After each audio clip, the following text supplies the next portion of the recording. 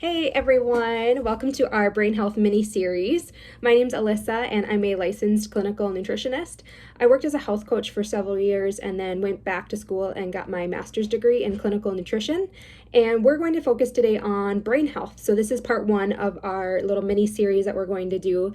And today I want to focus on foods that are great for brain health, foods that aren't so great for brain health and things to avoid. And lastly, we'll talk about some lifestyle factors to incorporate every day to help with brain health as well.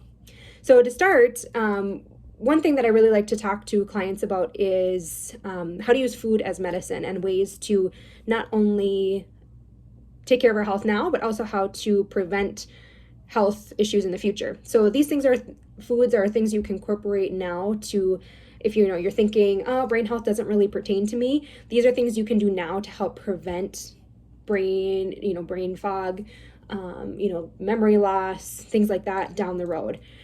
So to start out with, first thing I want to talk about is fatty fish and eggs. Now you might wonder what those two things have in common. One thing that is in both of those is omega-3 fatty acids.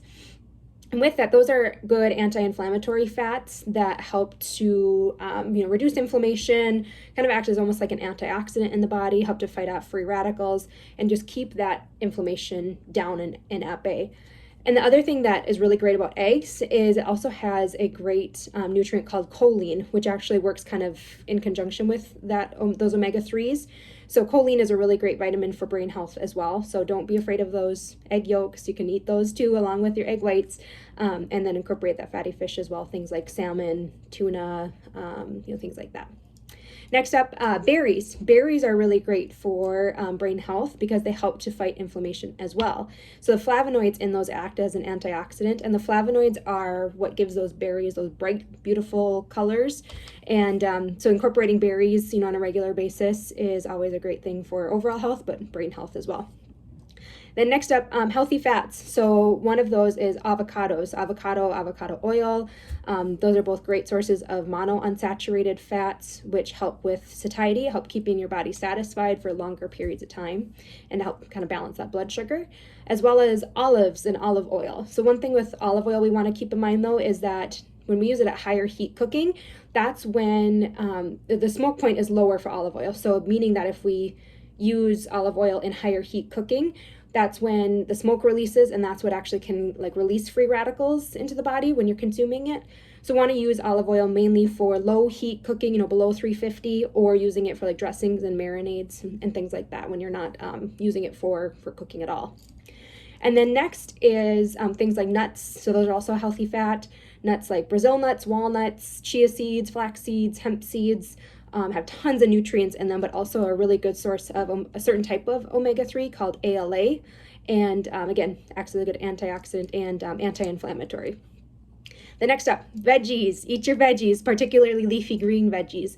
Lots of good nutrients in them like folate and vitamin K and lutein, but then also it is actually shown that the nutrients and the compounds in vegetables can actually prevent cognitive decline as we age, even as little as 2 servings a day. We want you to try to get more if you can, 3, 4, 5 servings, as much as you can a day of vegetables. But it doesn't take a ton to really see some of those health benefits. So try incorporating those even with every meal if you can. And then lastly, herbs and spices. So incorporating those freely into your cooking, things like garlic, turmeric, oregano, rosemary, all have there's tons of nutrients in them. So you don't need, you think of, I need a cup of broccoli to get a lot of nutrients from those. In herbs and spices, they're so tightly and dense, nutrient dense, that even just a little bit, a tablespoon goes a long way. So adding those into your cooking can really help add in some more antioxidants, anti-inflammatories, and things that are great for brain health as well. So then let's move on to brain busters. So things that we want to try to avoid to help promote brain health. So to start out with, probably number one that you can probably guess what I'm going to say is sugar. Sugar causes inflammation in the body. And so what happens when we consume a lot of sugar, especially on a regular basis is that when we eat sugar, it increases our insulin levels, which then also increases our cortisol levels, which is our stress hormone. And so by increasing that cortisol level, that's a normal reaction in the body, and that's what's supposed to happen. But the issue becomes when we do it on a regular basis, and then it becomes almost like a chronic low-grade inflammatory response in the body, and then we're in kind of a stressed out state. Your body feels like it's in a stressed out state all the time because that insulin is constantly elevated, and then it can lead to insulin resistance, diabetes, et cetera, and not great for our bodies, but also not great for brain health as well. And then along those same lines are refined grains. So when we refine a grain and take out the fiber and the outer part of the wheat, things like white bread, for sure focusing on that, what happens is your body reacts to it the same way it would react with sugar. It spikes your insulin, spikes that cortisol, and leads to inflammation as we go on and on and on. So trying to reduce those refined grains, going for whole grain, organic options whenever possible, things like quinoa, organic rolled oats, things like that are also gluten-free if possible as well.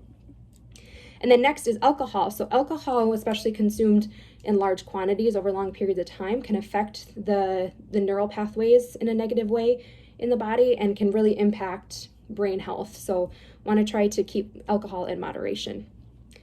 And the next, artificial foods, artificial food dyes, artificial sweeteners, things like that. When things are filled with chemicals, our body doesn't recognize those, and it's hard for them to break down and to process those things.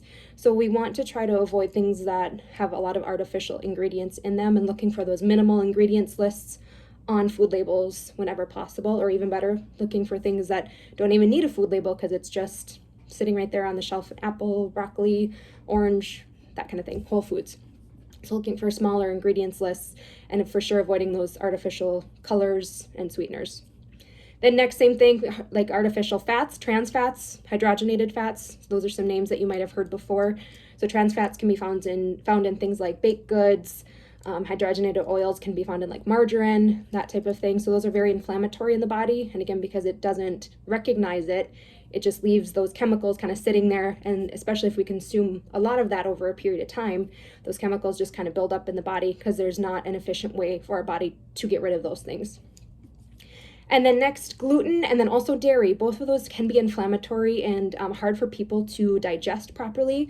We can lack the enzymes to do that, and because things have been so modified more recently, it's harder for our body to break those down again because it sometimes doesn't recognize what that is. It's not in its original state like it used to be, full of nutrients. So just keep an eye out for those two things. If you notice that you have some stomach upset or just some digestive issues after consuming those, talk with somebody who can help you determine maybe a food sensitivity if that's there. And then lastly, this isn't a food, but it is something that people consume on a regular basis. We wanted to mention it, and that's over-the-counter medications such as like Benadryl or Tylenol PM. Things like that can actually inhibit your body's natural ability to produce certain antioxidants. So it can help lead to oxidative stress in the body and negatively impact brain health as well. It can cause some brain fog and just some negative side effects that aren't so great sometimes. So those are brain boosters, brain busters. And then lastly, I want to wrap up with just some general lifestyle tips that you can do to help promote your brain health as well. So going organic whenever possible, just to reduce that your amount of pesticide exposure, especially when it comes to we call them the dirty dozen. If you look at the Environmental Working Group's website, the EWG, I think it's .org, they have a list of what's called the dirty dozen, and those are the produce items that have the highest amount of pesticides, strawberries being the number one thing. So you want to try to get organic for those ones in particular for sure, just to reduce that pesticide exposure. Next, safer household products. So looking for things like, your soap, laundry detergent, conditioners, things like that you're using on a regular basis, that you're putting on your body or that you're touching on a regular basis. Things that contain items like phthalates, SLS, fragrance. Those are things that they're kind of a red flag that you want to look out for. Again, those chemicals, when we're putting them on our body constantly, when our skin is our largest organ of our body, your skin is absorbing that, and that's going directly into your circulatory system, and your body has a really hard time excreting or getting rid of all of those chemicals when it's being overloaded with things from what we're eating, what we're putting on our bodies, and just can help to reduce that exposure when we're being more aware of what we're putting on and in our bodies. Next, heavy metals. So again, just another thing that we want to pay attention for when we're thinking about things that we're putting in our bodies. So things that we cook with, our cookware, if there's aluminum in that, we want to try to avoid those things and going for like silicone mats, going for stainless steel cookware. Cast iron is always one that I recommend. Those are good ones for cookware specifically, but then even things like personal care items that have aluminum in them, like deodorant is one. Looking for an aluminum-free deodorant is something that we usually recommend. Next up, balancing blood sugar. So some of those foods that we talked about that are brain boosters have a high fiber content, things like the berries, the leafy greens. Having things that are high in fiber can help to balance those blood sugars. And then of course, reducing that sugar intake as well, because when our body is not constantly releasing that insulin, we can keep that at a more steady state throughout the day, and then just help to keep that cortisol down from the foods that we're eating. Cortisol is there also for kind of that flight or fight response, but we want to try to avoid keeping that elevated constantly by the foods that we're eating as well. Next, reducing inflammation. Again, the foods that we talked about that are brain boosters are great anti-inflammatory foods, so incorporating those on a regular basis is really important in helping fight inflammation by what we're eating.